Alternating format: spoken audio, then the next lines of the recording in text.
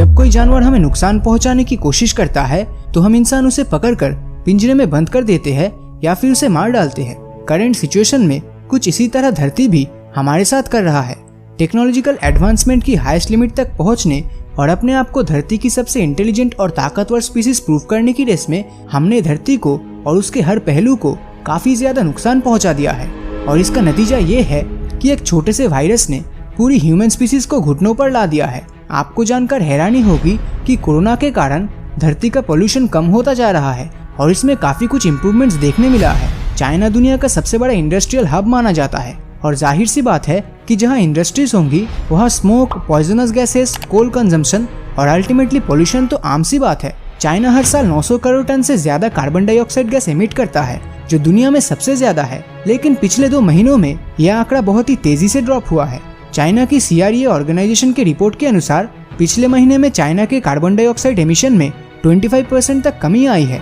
Industries और transportation बंद होने के कारण नेचुरल रिसोर्सेज की भी बचत हो रही है और अल्टीमेटली पोल्यूशन काफी कम हो रहा है। यूनाइटेड किंगडम और इटली में पिछले साल तक पोल्यूशन का लेवल 50 से 60 तक पहुंच जाता था, वो अभी 20 से ज्यादा नहीं बढ़ रहा है। अगर बात करें हमारे देश भारत की तो दिल्ली का पोल्यूशन लेवल नॉर्मली 150 से 160 के बीच रहता है, लेकिन कोरोना वायरस के ट्रांसमिशन के बाद ये लेवल 70 से 80 तक ड्रॉप हो गया है और कहीं कहीं तो air quality index as low as 26 भी मेजर किया गया है। कई लोग तो दावा कर रहे हैं कि उन्होंने इससे क्लियर स्काई अपनी लाइफ में कभी नहीं देखा है। सिर्फ दिल्ली ही नहीं बल्कि भारत के हर शहरों में आपको आजकल यही देखने मिलेगा। जाहिर सी बात है कि जब 135 करोड़ इंडियंस घर के अंदर कैद होंगे तो पोल्यूशन करेगा कौन। वैसे दोस्तों मैं यहाँ आपको एक इंटरेस्टिंग फैक्ट बताना चाहूंगा। वीडियो बनने के समय तक दुनिया भर में कोविड-19 से मरने वाले लोगों की संख्या 65,000 क्रॉस कर चुका है। लेकिन क्या आपको पता है कि पोल्यूशन के कारण हर साल दुनिया में 46 लाख लोग अपनी जान गंवा देते हैं। इनमें से 22 लाख लोग तो सिर्फ इंडिया और चाइना के ही होते हैं। ओजोन लेयर हमें सूरज से आने वाली हार्मफुल यूवी रेस से प्रोटेक्ट करता है, लेकिन ये अपने आप को इंसानों से नहीं बचा पा रही थी। मैंने और आपने बचपन से यही पढ़ा है कि ओजोन लेयर में छेद हो चुका है और ये तेजी से खत्म हो रहा है, लेकिन पिछले कुछ सालों में ये काफी तेजी से रिकवर कर रहा है। हर साल इसमें 1 से 2% का इम्प्रूवमेंट रिकॉर्ड किया जा रहा है। लेकिन साल 2020 में पॉइजनस गैसेस के एमिशन में आने वाली रिकॉर्ड ब्रेकिंग गिरावट के बाद ओजोन लेयर और भी तेजी से रिकवर होने वाला है।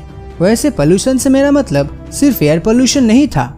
हम इंसान हर साल करीब 630 करोड़ किलोग्राम प्लास्टिक वेस्ट को समुद्र में डंप कर देते हैं और इससे साल में 10 लाख से 1 करोड़ समुद्री जीवों की मौत हो जाती है। कोरोना के कारण प्लास्टिक वेस्ट भी काफी कम इस्तेमाल हुआ होगा और अल्टीमेटली समुद्री जीवों की मौत के आंकड़े भी कम होंगे।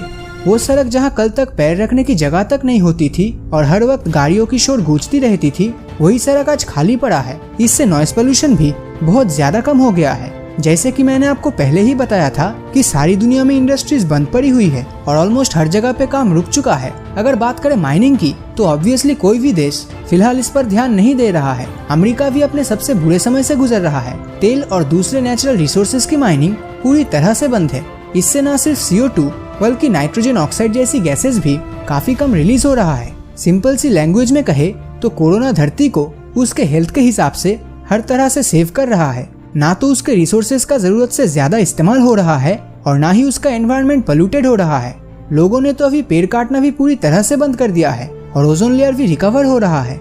ऐसा लग रहा है मानो वायरस कोरोना नहीं बल्कि हम इंसान हैं और कोरोना असल में वो वैक्सीन है जो ह्यूमन वायरस से धरती को बचा रही है। दिन ब दिन होती मौत के बीच ऐसा कहना तो सही नहीं लगता, लेकिन ये बात भी सच है कि कोरोना वायरस धरती के लिए ब्लेसिंग्स बनकर आया है।